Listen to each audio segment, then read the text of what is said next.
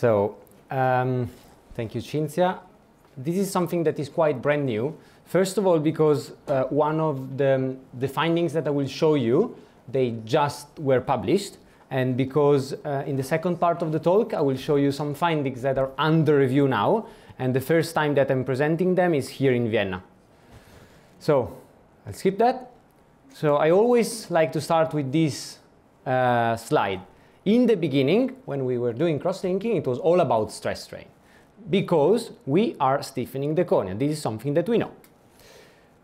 But how do we measure the effect of crosslinking? Who is doing crosslinking in this room? Almost all of us. Perfect. Do you have residents in your clinic?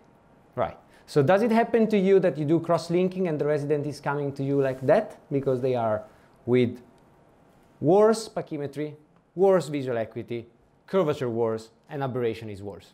So they come to you and they say, so what did you do? They say, what do you say?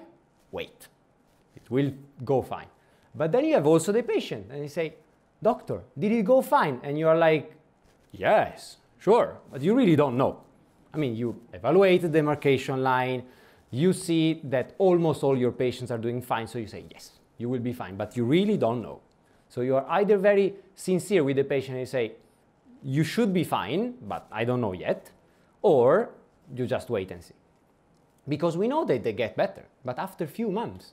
But we would like to tell to the patient, as we can do with our refractive patients, you are fine, you will be fine. So the demarcation line, what is the demarcation line? The real answer is we don't know. Is a whitish line in the anterior segment OCT that has been proved to be at the same level of the apoptosis of the keratocytes. This is the only real evidence that we have. We know that it's in the same level, we don't know anything else. And we also know that there are some effective procedures, such as iontophoresis crosslinking, that at the moment there are peer-reviewed articles with 3 years of follow-up that do not have any demarcation line whatsoever. And it works. So it means that it is stiffening the cornea. Perfect. Also, there is a new study from Pircher just published in Graves.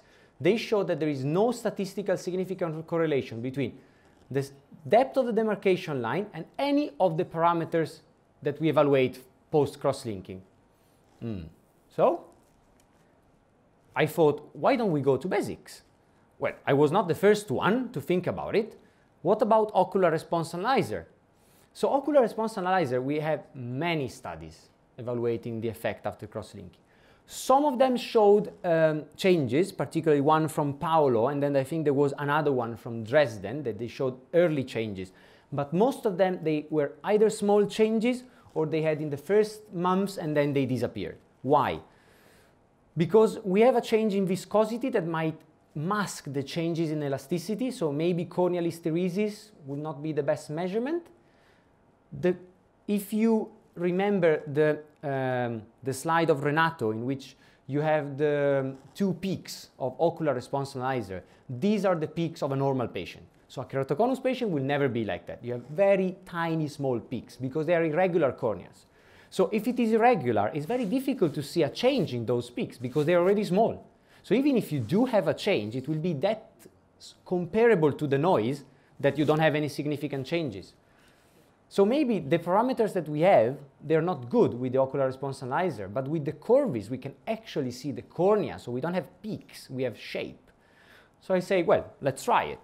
So I've done this study that is published in JRS, and it was a very simple study, really. So we just included 34 eyes of 34 patients with progressive keratoconus, with epi-off protocol, and we've done the pentacam the day of the surgery, and the and the Corvis, and 1 month post-op.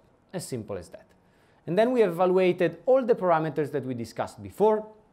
So I will skip them because I think that the main result is here.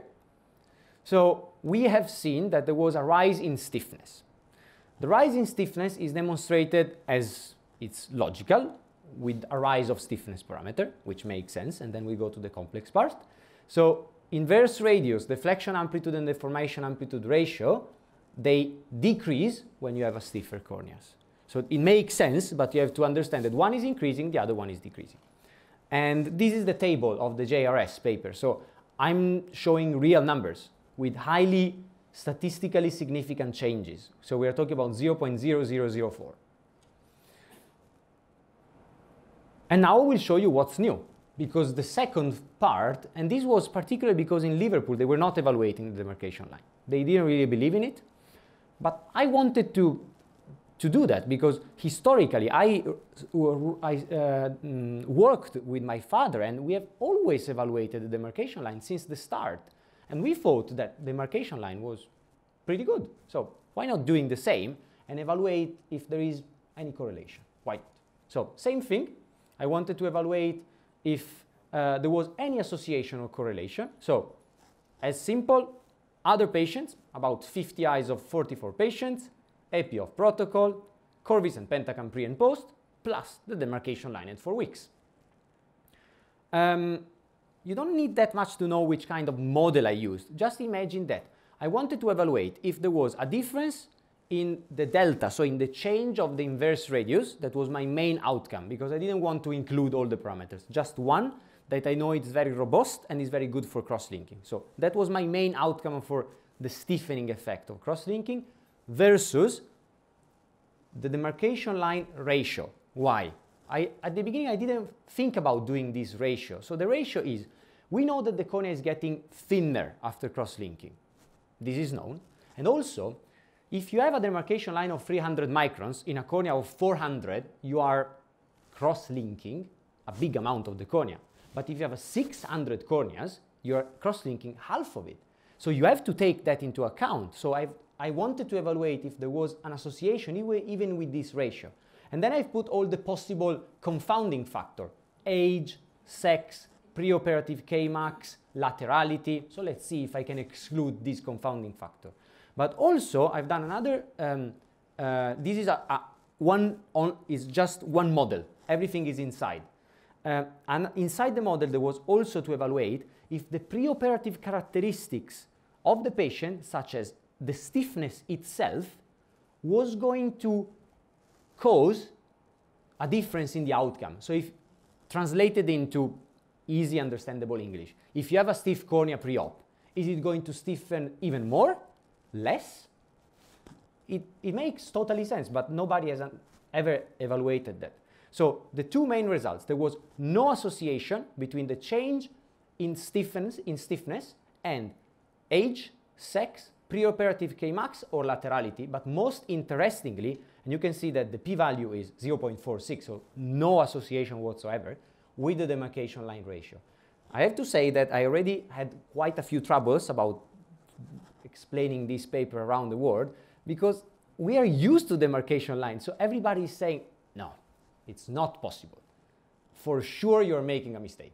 For sure you did not evaluate some kind of curve fitting. I've done all kind of curve fitting, linear curve fitting, all of them. There is no association at all.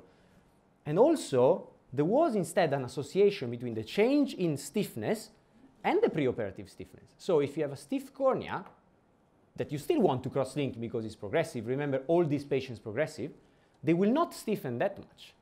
Instead, if you have a soft cornea, it will stiff more. So we are beginning this journey, and actually all our group is moving to that since now, our Corvis was today.